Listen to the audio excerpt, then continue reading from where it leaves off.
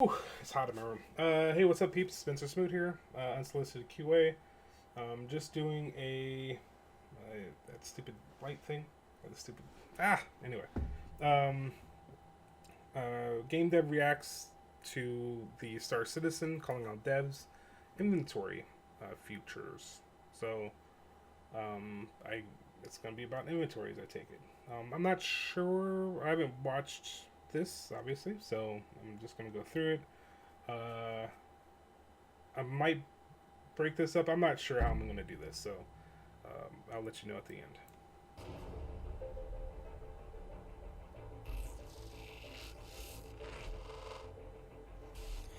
Hello, everybody. Welcome to another episode of Calling All Devs, our semi monthly series where we take questions from you, the Star Citizen community, and pose them directly to our developers. On today's show, we have core gameplay director Richard Tyrer, and we are going to be talking all things the road to true physical inventory. So, with Rich Tyrer, we know better than to do a long intro, so I'm going to wrap this up. We're going to turn it over to Richard. Richard, what is the road to true physical inventory? Okay, so what is? Oh, that's things in my face. Um, what does physical inventory bring us? Right, it kind of brings us everything. It kind of is a big deal because it's a um, right now nothing means anything, right? Like and collecting stuff and like it just kind of appears, right? Everything just appears. The entire thing about Star Citizen and the direction that they're going is they want you to make choices about what you bring with you, right? Um, so it's going to be impossible to just be in the middle of space, in the middle of nowhere, around nobody forever, right? It's going to be impossible. Well, not impossible, because theoretically you can like grow your own food eventually. I'm going to take it, but like with that said, like the food system brings in makes it so that people are connected, right? It makes it so that if you really think about it, pirates need food also, right? So, people either are going to supply the pirates or the pirates are going to take the food, right? Eventually, food in a pirated area, super hard pirated area, could actually raise in price above like quantanium or whatever, right? As a supply and demand thing. Um, and that's what's interesting about this physical inventory system because you have to make choices, right? Like in your ship, you're going off on an adventure in a Mercury Star Runner, right? And you stock up, you bring all the stuff in, you load up your ship. That's going to be a limited time, just like in real life. Just like you can't just go somewhere and just be like for a long, like you can be for a long time, but not forever, right? So it's just super cool, and like this is a one of the systems that's going to change gameplay, right? As we know it now, right? Because everything's kind of just like it's in me, um, and with this it just changes, right? It changes ammo, it changes food, it changes weapons, it changes armor, it changes um, maybe fuel for your what are those things called? Um, I don't know if the ground vehicles are going to have fuel, right? Um, it's just interesting. It's just interesting. So, yeah. The floor is yours. So we've had a lot of conversations, we've had a lot of segments about inventory over the last probably couple of years. Um, and I think inventory can be broken down into very different categories that we're discussing. So physical inventory is the goal. That's where we're every patch that we change towards and we're working towards. But obviously, Star Citizen's a big game, right? There's ships, there's characters, there's landing zones, there's locations, there's hubs, there's hangars, and we have to make sure that all of those pieces talk to each other and create that experience that we're aiming towards. So right now, what we have in game, I think that's probably the best starting point.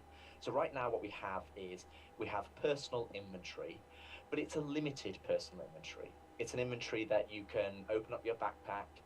You can see the items in there, but those items are limited to a very subset of items, such as commodities, so FPS minables, and the food and drink items. So, for example, water, whammers bars kind of thing, and all of that kind of thing. So anything that you can interact with in the world that is food and drink related or minables, you can then put them in your backpack and you're golden. But as soon as you get to something like a pistol or an ammo magazine or a flare, then you can't put that in your backpack. So that's a current limitation, and that's a limitation based on our current infrastructure of technology that covers the saving of the persistent items to the back end. So in terms of what we're aiming towards next is we're aiming towards upgrading that system and making it more flexible so that, I have found a combat knife, I have found a pistol, I want to take my helmet off and put it in my backpack.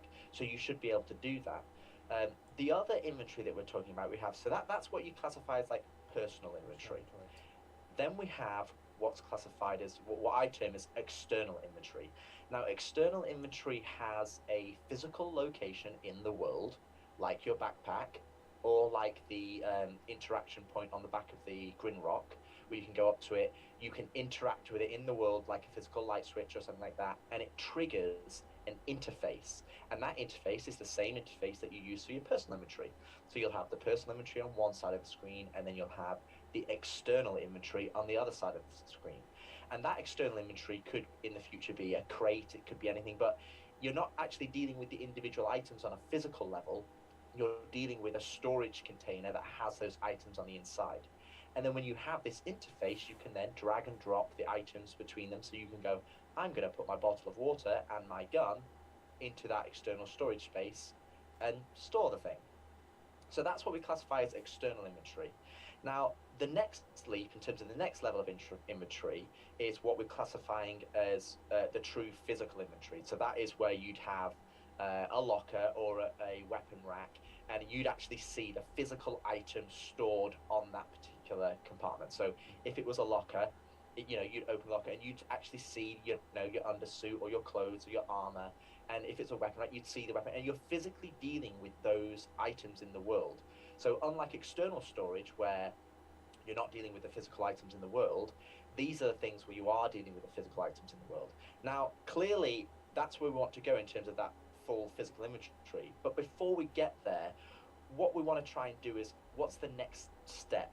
So, it's like, what's the next kind of like pit stop on the road to full physical inventory, where everything in the world is fully physicalized and local to that, to you. And that.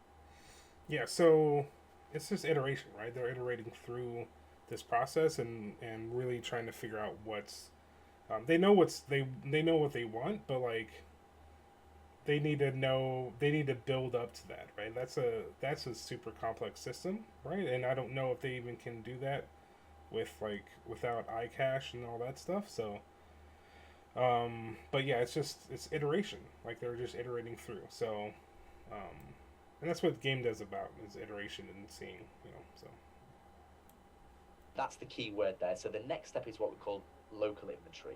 So local inventory is a temporary solution on the personal level. So in terms of, I'm not talking ships and ship weapons and ship components. I'm talking like the actor and their armor and all of the items that they want to carry with them, and all of the food and drink items and grenades and so on and so forth.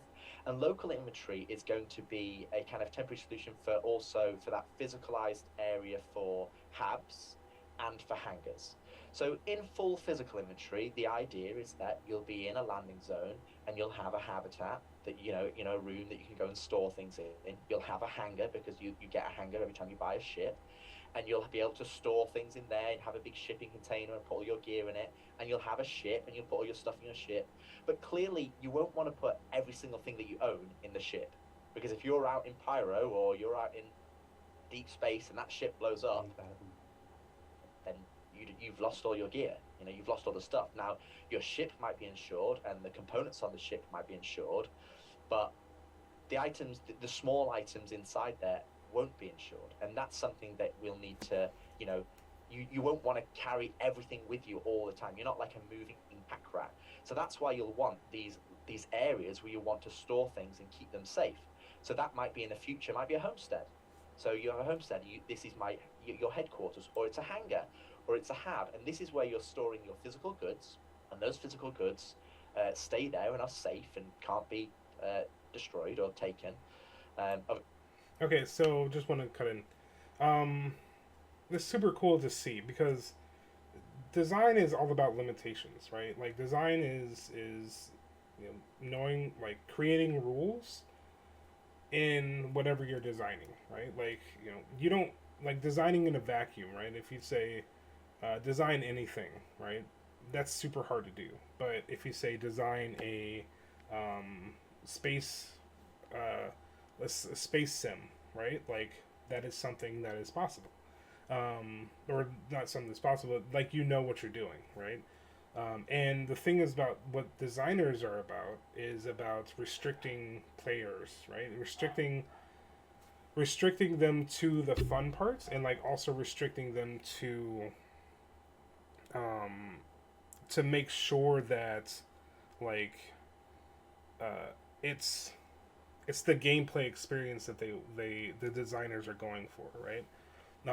Because you can like it could be it would be very easy for them to do an infinite bag of holding, right? Like that's they pretty much have that, right? I don't know, like I think there's weight ish or size, but like they could easily do an infinite bag of holding. The thing is like they don't want that. They want to, and like I say all the time, they want you to be a citizen in this world and actually have to be in this world, like deal with physical things in this world. Um, and that's what's different from this game to other games. It's just such a interesting concept because they could go the easy route and say, okay, infinite bag of holding, like you don't ever lose stuff. Kind of like WoW, right? Like you don't lose stuff. Like you, since I played it, I haven't played it in a long time. But like you just die and you just have to repair your stuff. This is like there are consequences. Like these consequences are these are the consequences of your actions. Like if you were to bring all your stuff, right? Like oh you can't you physically can't bring all your stuff in the version that they would like to get it to. But if you were to, right, and then you died, your ship got exploded, then like you're out, right? You're out of all that stuff, right? You might still have money left. I don't know how they're going to deal with money. I don't know if it's. I doubt it's going to be physical, but like it's still just an interesting thing, to really like to take on is like design is about restriction, right? And restricting the player to the areas that the specially designed areas, right? Design is all about restrictions. So yeah. obviously in homesteads, there's opportunity there for PvP raiding and all that, but I'm not going to go down that road. That's a fully different type of feature. But in terms of inventory, that's where we have this kind of local inventory. So what is local inventory? Local inventory is going to be a local inventory for the area that you're in, but it's not physically represented. Now, that doesn't mean it's infinite.